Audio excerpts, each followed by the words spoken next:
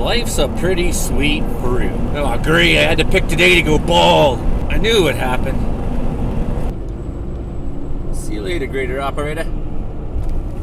Well, you know what I say, it's better to be pissed off than be pissed upon. Fuck, I'm pissed off though because I've been pissed upon. Town trips, those are the days I make a big, long list of everything I might possibly need in Wells, and then I get the first 10 things in the list and say, fuck it, I can't stand the city.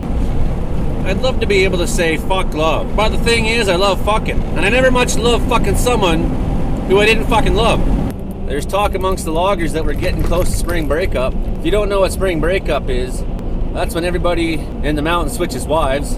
These low snow years are hard for everybody because you don't got fresh snow covering up the footprints of all the different people in town you've been sleeping with.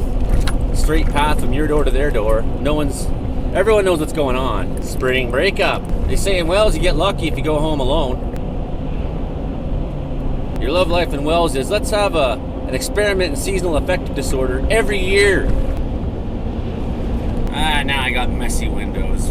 If you want to turn your dog into a drug dog, it's not exactly hard. What you do is you take your puppy and you get him a ball and you fill it full of weed and you play with that weed ball with the puppy for a long time so he associates that smell of that weed with his toy. Why would you want to have a drug dog? Just for party novelty and things like that, I suppose. Everywhere you go, your dog's sniffing out all your friends' bud. Like, hey man, got any weed? And they're like, no. And you're like, yeah, I don't believe you. My dog says you got lots. Back in the day when you had to hide your weed from dogs, things was hard. People thought you could put your weed in several bags. No, they'll smell through that. They'll smell through a jar. They'll smell through coffee grains. They won't be tricked by hot peppers or nothing like that. You might burn their nose out, but if you get caught doing that, you are assaulting a police officer. If you wanted to transport a large quantity of marijuana back in the day, there was only one way to do it, and that was to keep a cat in your car. Remember one time Bob Wayne and I, we were going over to the island, and he was scared because he wasn't allowed in Canada to begin with.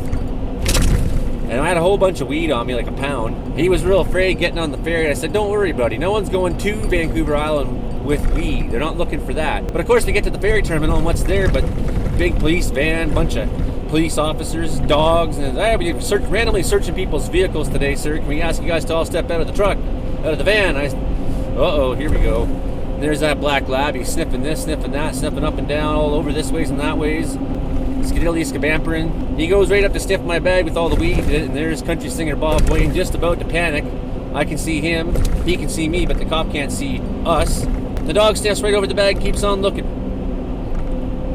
With a confused look, Bob stood there exasperated, and I said, I mouthed the words, bomb dog. Your weed ain't gonna blow up the ferry. The other thing people used to do back in the day to throw the dogs off was on the ferries, everyone would pour their bong water out of their vehicles onto the deck. And there was Muckwa and I trying to walk up onto the Via Rail train. And right ahead of us was that plainclothes officer. I knew who she was. She knew who I was. There's that political radical Joey only trying to get onto the Via Rail train with crazy warrior radical Muckwa. The Indian and the cowboy themselves right here. She's licking her lips because she knows them two fuck-ups got weed. There's no way they're getting on this. She's looking at us. We're trying not to look at her. Walking down that long berth. It's a big, long berth. Lo and fucking behold, there's this old couple in front of us. I don't know, must have been in their 50s or 60s or something. She had this little purse, that woman, and that dog kept going after that purse. The cop kept pulling on the dog and looking at us, but the dog kept going for this old lady's purse about 25 feet in front of us. Finally, she pulls out her badge there, plainclothes officer, and says, hey, I need to have a look in your purse. And we walk right through there like Moses parting the Red Sea. She's looking at us, we're looking at her. Fuck you. Walk right by her. She must have busted that old couple for 3 joints or something like that in the purse. That was 20 years ago or whatever, 15 years ago. Back then, things were different. Sure do miss my dog. That's crazy. Stay away from that fucking guy.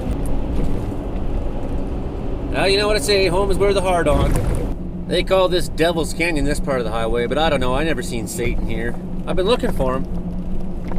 Could use some help. Don't got much left to sell him though, I guess.